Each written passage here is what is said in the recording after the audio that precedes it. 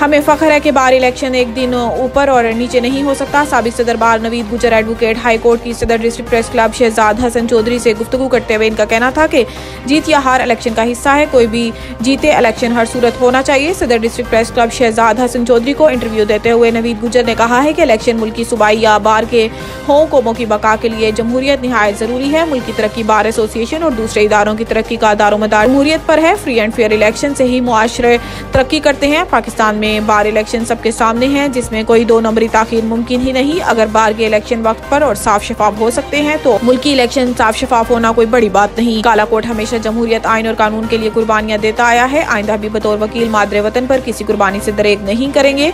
एक सवाल के जवाब पर साबिक सदर बार एसोसिएशन मंडी बहाउद्दीन नवीद गुजर ने कहा है कि अपने दौरे सदारत में हर वकील के लिए जो कुछ कर सकता था किया और वकला बार की फलाह व बहबूद के कामों में बढ़ चढ़ कर हिस्सा लिया और बार की बेहतरी के लिए हर मुमकिन इकदाम किया।